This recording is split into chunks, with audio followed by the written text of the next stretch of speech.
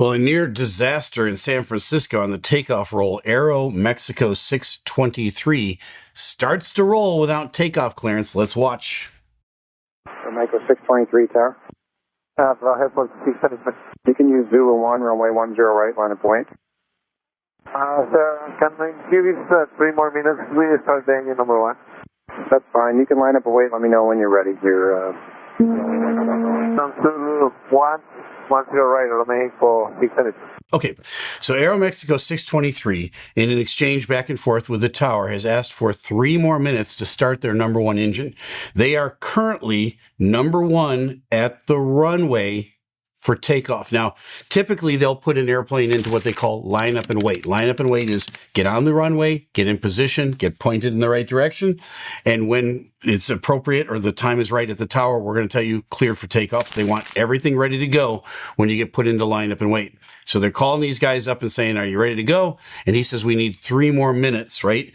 Now, I understand there's captains and so forth that will taxi on a single engine to try to save fuel, excuse me.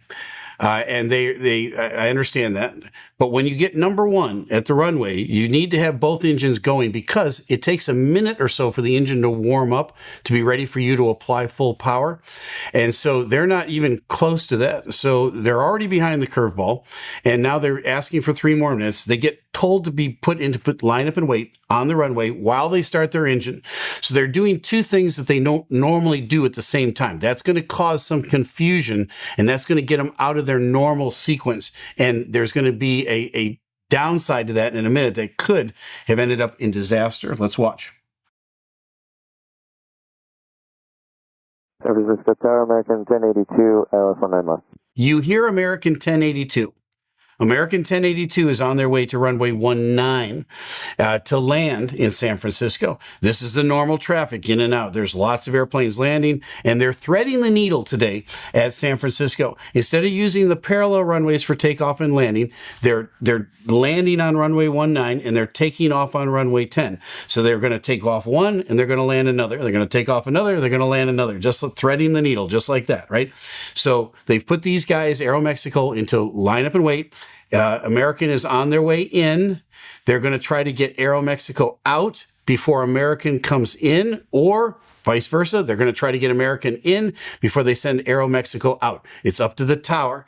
But right now, he's told Aero Mexico to go line up and wait and sit and hold on. He's going to give him some more instructions, and it's going to lead to a misunderstanding. 1082 San Francisco Tower, runway 19er left, clear to land, wind 14013, traffic departing east. 19 left, clear to land, American 1082. So when he says traffic departing east, he can mean that he's going to let that Aero Mexico flight go first.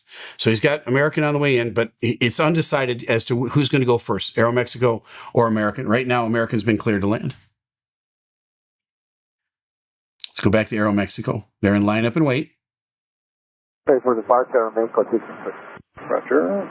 Okay, so Aero Mexico now was told earlier, let us know when you're ready to go. So they've got their engines started. They got the warm-up time as appropriate, and they say, we're ready to go.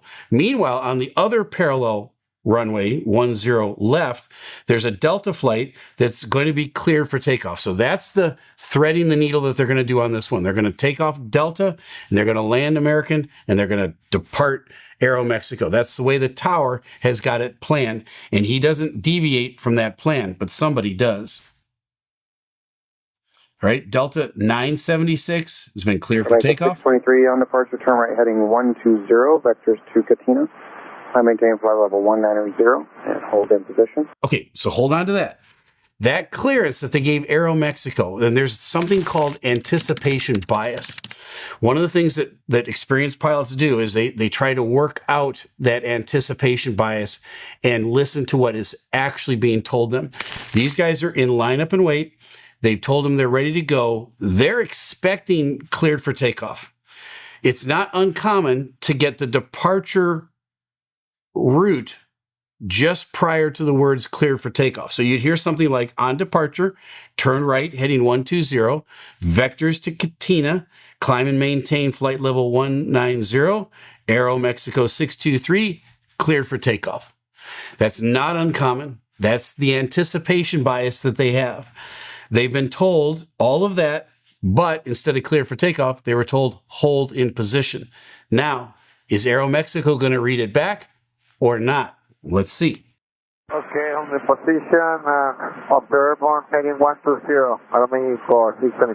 Okay, it's amazing to me that he read it back, hold in position, and he read back all the other details.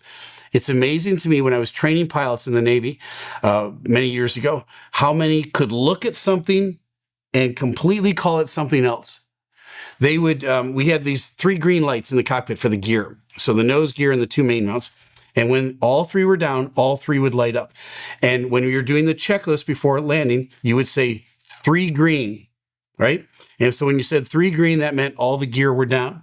And one of the things that I would do as an instructor is I could reach over and I could just turn the light bulb so it wouldn't light up.